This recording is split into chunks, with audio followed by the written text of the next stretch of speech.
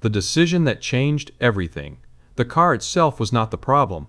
By the early 1960s, Ford Motor Company knew how to build reliable vehicles. It knew how to manufacture at scale. It knew how to sell cars that families trusted. What Ford did not know was whether those strengths would still matter to the next generation of buyers.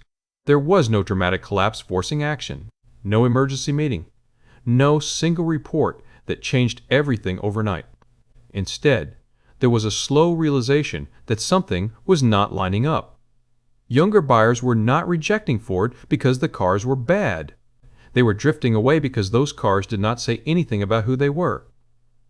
Inside Ford, that raised an uncomfortable question. How do you stay relevant without abandoning the discipline that made you successful? The answer did not come from a breakthrough or a perfect design. It came as a decision to move faster than Ford was comfortable with, a decision to accept compromise instead of waiting for certainty, a decision to build a car around how people felt, not just how it performed. That decision did not guarantee success. There were good reasons to believe it could fail. What followed was not a clean execution of a master plan. It was a sequence of choices made under pressure, with incomplete information and no easy way back once the factory line started moving. To understand why that decision mattered, you have to look at what Ford was seeing long before the Mustang existed, in the place where brands live or die quietly.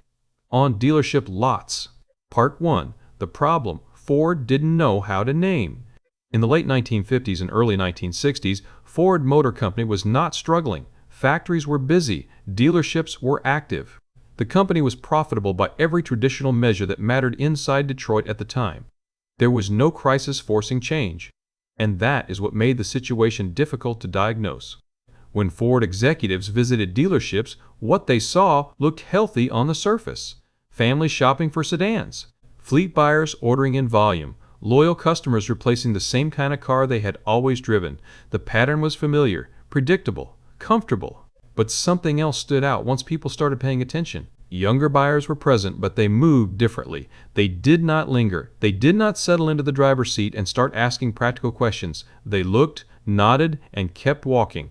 If you want a visual, it is this. A salesman opens a door, gestures toward the bench seat, starts the usual pitch. Reliability, room, value. And the kid does not argue. He does not complain. He just looks past the car, as if the conversation is happening in a different decade. It is not rejection in a dramatic sense. It is drift. That drift did not show up clearly in quarterly reports.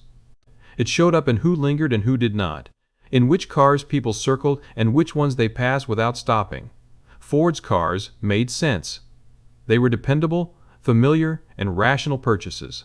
They were not exciting. For decades, that had not been a problem. Cars represented stability, progress, a reward earned through patience and work. But post-war America had produced a different kind of buyer.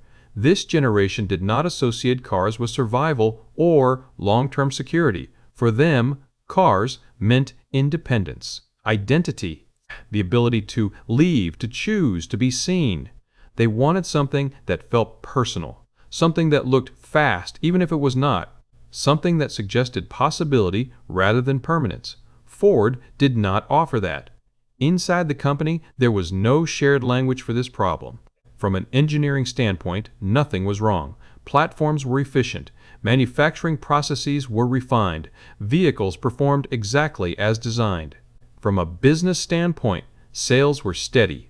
From a cultural standpoint, Ford was becoming invisible to the people who would define the next decade. That disconnect created tension. Some executives believed the concern was overblown. Younger buyers would mature. Tastes would settle. Practicality would reassert itself. Others worried that waiting for that to happen meant conceding relevance to competitors who were already experimenting. Lee Iacocca was one of the few people willing to state the risk plainly. He did not describe it as a design failure or a market collapse. He described it as a relevance gap. Ford, in his view, was in danger of becoming the company people bought from because it was sensible, not because it mattered to them. That distinction carried weight. In the auto industry, brands that lose emotional connection rarely recover quickly. People do not return because a spreadsheet improved. Iacocca was not pushing for a traditional sports car. He was not trying to out-engineer Corvette or chase European performance. What he wanted was harder to define. A car that felt youthful without being expensive. A car that looked fast without being dangerous. A car that could be personalized without being exclusive. Those requirements did not fit comfortably inside Ford's existing categories. Affordable cars were supposed to be practical. Sporty cars were supposed to be expensive. Personalization was supposed to be limited.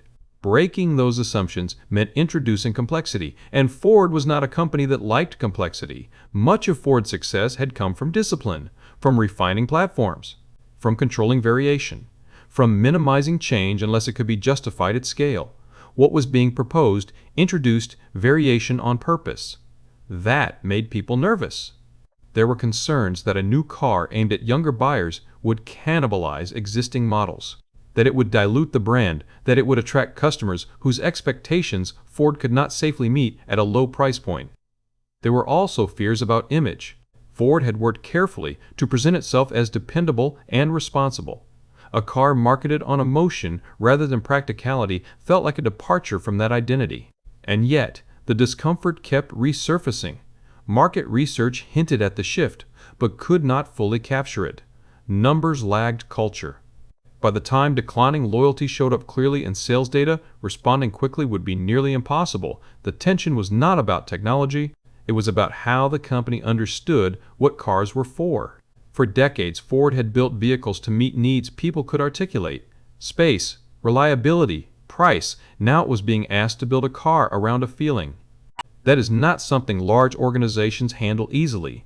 Feelings do not show up on balance sheets. They do not survive committee reviews well. They do not fit into production forecasts. What finally pushed the conversation forward was not certainty. It was urgency. Competitors were experimenting. Chevrolet was blending image and performance. Imports were gaining ground by offering something different, not necessarily better. Ford could wait, refine, and protect what it already did well. Or it could move before the market fully crystallized. That was the real decision point. The decision was whether Ford was willing to accept imperfection in exchange for speed and relevance. That choice would shape everything that followed. Part 2. The decision to compromise before anyone saw the car. Once Ford accepted that it needed a new kind of car, the next problem was immediate and unforgiving. How do you build it without breaking the company's own rules? A truly new car, designed from scratch, would have been the obvious answer from a performance standpoint. Engineers could optimize proportions, suspension geometry, weight distribution. The car could be everything it looked like it wanted to be. But that option came with consequences Ford could not ignore. A clean sheet design would take years. It would require new tooling, new testing regimes, new manufacturing processes. It would push costs up, delay launch, and introduce risks that were difficult to quantify. Most importantly, it would collide head-on with time. Ford did not have the luxury of waiting for perfection. The market was moving whether Ford acted or not. This is where the uncomfortable option entered the room. Instead of designing an entirely new car, Ford could leave the core mechanicals largely intact and focus its effort elsewhere. The Falcon platform was already in production. It was compact, lightweight by American standards, and well understood by engineers and manufacturing teams. It was not glamorous. It was not sporty. But it existed. Using it would save money. It would save time. It would allow Ford to move quickly. It would also impose limits that could never fully be designed away. That debate was not brief. Engineers objected to the Falcon's suspension geometry. Its handling characteristics were acceptable for a commuter car, not for something meant to feel athletic. Weight distribution would be front-heavy. Ride and control would be predictable, but not inspiring. From an engineering standpoint, the Falcon platform was adequate, not exciting. Marketing, on the other hand, saw opportunity. If the platform could be wrapped in compelling styling, most buyers would not care what it was based on. For the people who did care, Ford could offer engine options and trims that gave the car more punch. This was not about tricking customers. It was about understanding what actually moved them. Ford had to decide whether it was building a car for engineers or for drivers. The answer, quietly, was drivers. And the platform decision did something else that mattered just as much. It made the project politically survivable. A clean sheet car requires total commitment. Once approved, backing out is public and painful. a modified platform project can be framed as an experiment. It can be sold internally as a controlled bet, something that can be adjusted or canceled without admitting the company made the wrong kind of leap. That matters in a company as large as Ford. Projects that threaten existing hierarchies tend to die quietly. Projects that feel incremental survive longer, even when the outcome is radical. By anchoring the new car to an existing platform, Ford reduced internal resistance. That decision effectively guaranteed the car would exist in some form, but it also locked in compromises that would shape its reputation forever. The proportions had to be stretched. The hood was lengthened visually to suggest power the platform did not inherently deliver. The rear deck was shortened to create a sporty stance, even if weight balance did not fully support it. Suspension tuning became an exercise in managing expectations rather than chasing perfection. The goal was not to build the best driving car in America. The goal was to build a car people wanted to be seen in. Inside Ford, some engineers worried about the consequences. If the car succeeded, people would push it harder. They would expect performance it was not engineered for in every trim. Handling limitations would become visible. The platform would be blamed for things it was never designed to do. Those concerns were not wrong. But Ford leadership made the call anyway. They were willing to accept future problems in exchange for immediate relevance. Once the platform decision was finalized, the project accelerated rapidly. Design teams were given narrow windows. Styling proposals were reviewed with urgency that was unusual for a company built on measured iteration. The car's visual identity had to carry weight. The hardware could not. That pressure produced a distinctive result. The car did not look like a Falcon. It did not look like anything else Ford was selling. It looked aspirational. Long hood, short rear, a stance that suggested motion even when it was parked. Ford was constructing desire around a skeleton that already existed, and the platform decision made something else possible: price. By reusing components and manufacturing processes, Ford could keep the base cost low. That mattered more than engineering purity. The car needed to be affordable to first-time buyers. It needed to feel attainable, not like a fantasy object. If it failed to do that, the entire concept would collapse. The Mustang was not born as an uncompromised performance machine that accidentally went mainstream. It was born as a carefully constrained product designed to hit a narrow target. Emotion first, believability first, refinement later. Ford accepted that if the car succeeded, it could evolve, but none of that mattered if the first version never reached buyers, so Ford chose to live with limitations. The decision to use the Falcon platform was not flashy, it was practical, strategic, and quietly radical, because it changed what Ford was willing to prioritize. And once that choice was made, Ford crossed a point of no return. The car would be built. Whether it would work was still an open question. Part 3. Selling aspiration without promising too much. Once the platform decision was locked in, Ford faced a different kind of problem. The car had to feel special without being mechanically exceptional in every version. That sounds cynical when said quickly. In practice, it required discipline. If the car overpromised and underdelivered, it would burn trust immediately. If it looked ordinary, it would disappear into the noise of the market. Ford needed to walk a narrow line between aspiration and restraint. Styling carried most of that burden. The design brief was not about racing credentials or technical novelty. It was about presence. The car had to be recognizable from a distance. It had to look fast, even when parked. It had to suggest freedom rather than responsibility. Designers stretched proportions carefully. The hood was long, not because the engine required it, but because long hoods meant power in the American imagination. The rear deck was short to suggest agility people could believe in. Even small details were tuned to perception. The grille was assertive without tipping into hostility. The side profile implied motion. The stance sat lower than Ford sedans, even when the mechanical differences were modest. The goal was not to impress engineers. It was to catch eyes in a parking lot. Inside the car, the same philosophy applied. The interior did not need to be luxurious. It needed to feel intentional. Bucket seats made the driver feel involved. A floor-mounted shifter suggested control. Optional gauges made the dashboard look purposeful, even if most drivers never used them the way enthusiasts did. These elements were psychological as much as functional. They signaled that the driver was participating in something more than transportation. Ford leaned into customization deliberately.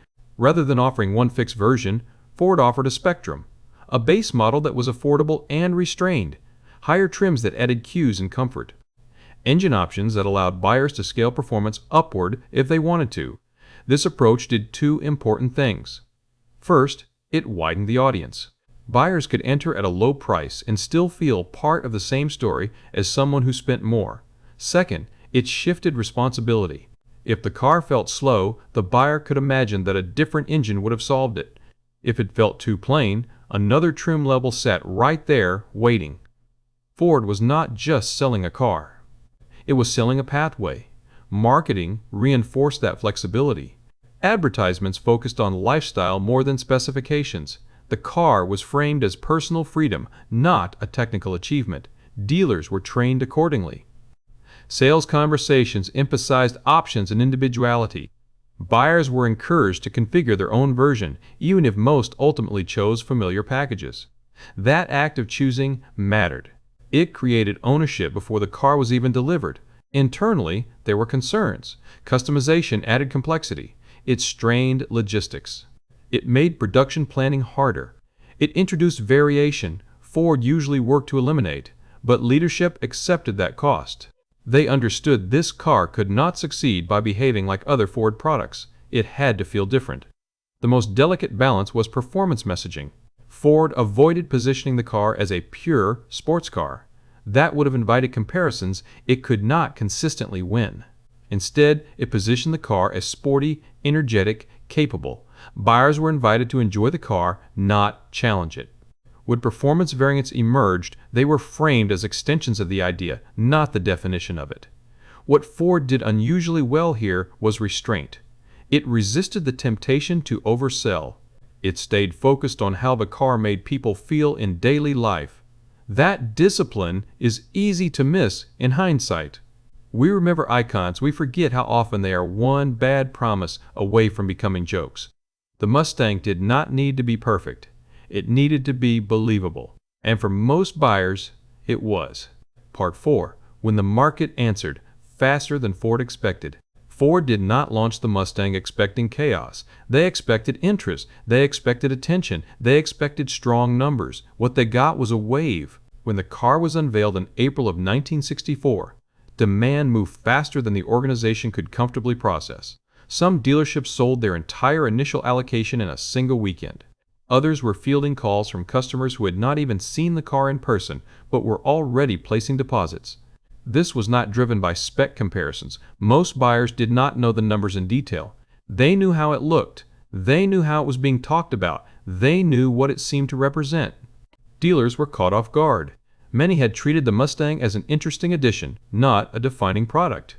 Floor space had not been prioritized. Sales staff were not fully prepared for volume and intensity. Inventory planning had not anticipated sustained demand. In some places, dealerships had to manage crowds. People wanted to sit in the car, not drive it, just sit in it. They wanted to feel what it felt like to be the person behind the wheel. That is not a typical reaction to a new commuter car. Within weeks, some dealers began holding cars back, not to inflate prices, but to manage traffic. Display models were treated like fragile objects. Test drives were rationed. Ford's internal reports started showing something important. The Mustang was not just selling well. It was pulling in buyers who had not planned to buy a Ford at all. First-time buyers, younger buyers, people who had never shown interest in the brand. That mattered. It confirmed the original diagnosis. Ford had not needed a better car. It had needed a different relationship with buyers. But success came with side effects. As word spread, expectations shifted. Buyers did not just want the Mustang to look sporty. They wanted it to be sporty. They pushed it harder. They compared it to cars Ford had not intended it to compete with.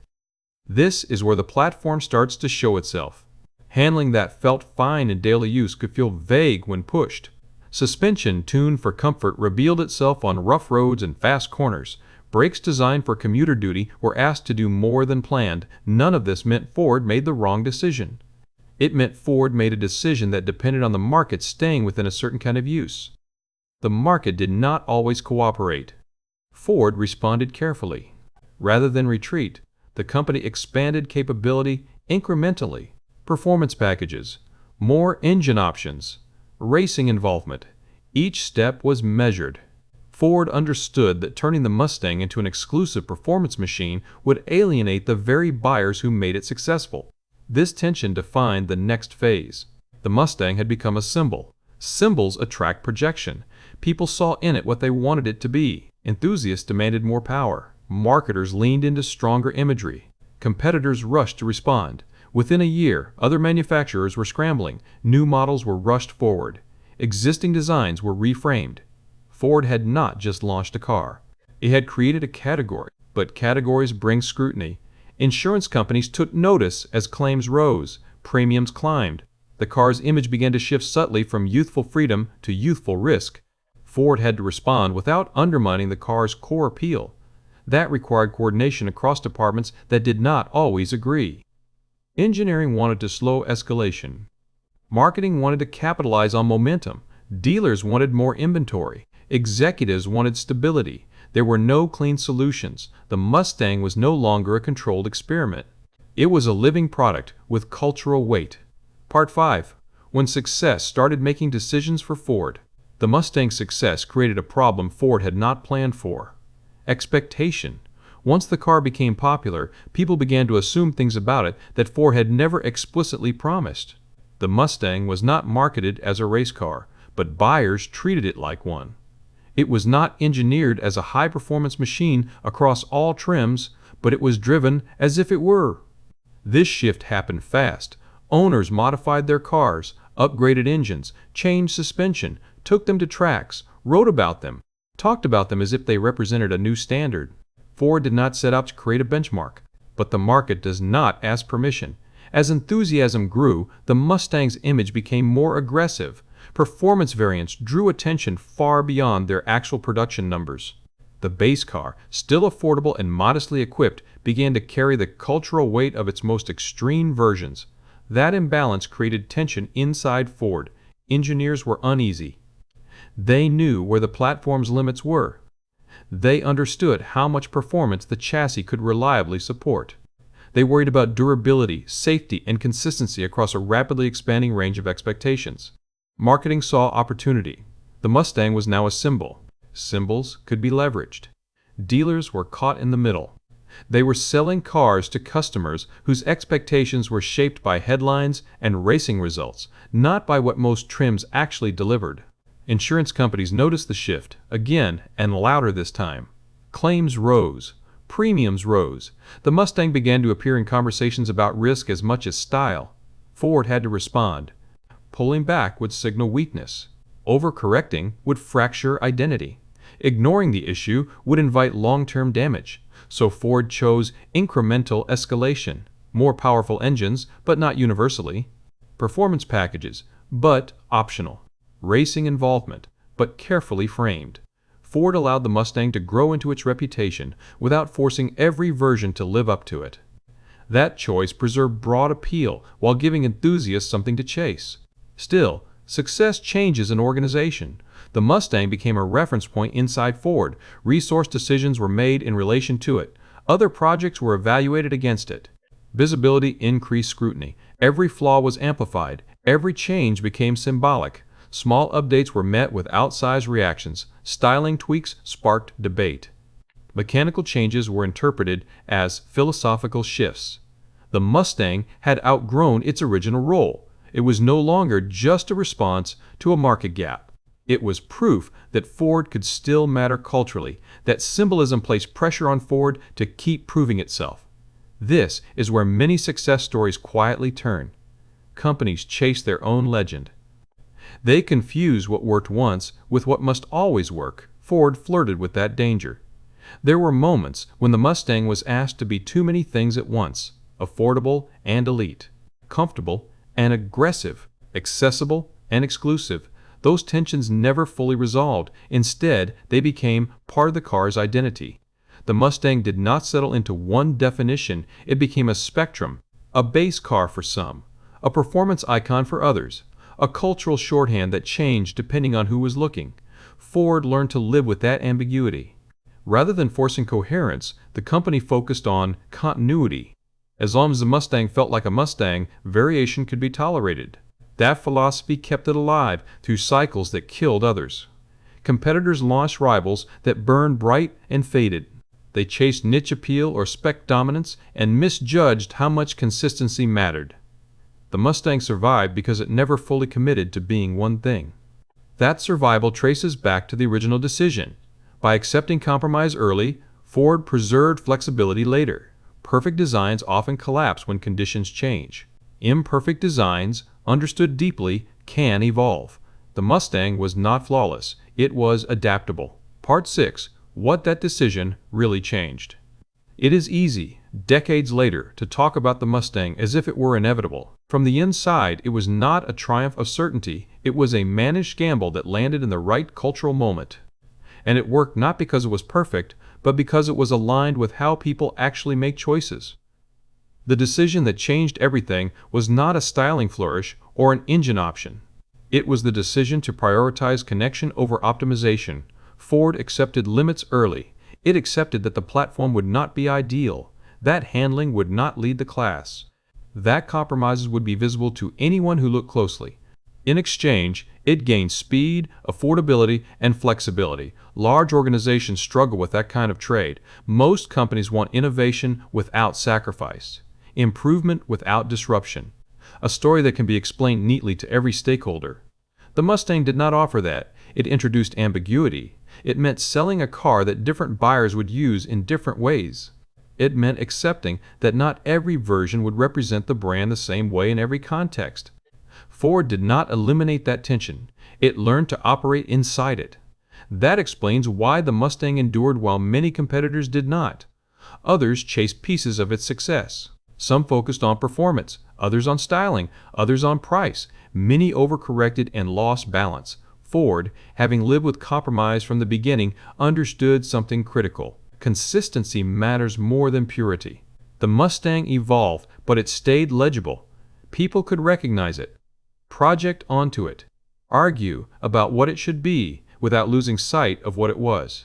That legibility came from the original decision to build something believable rather than something ideal.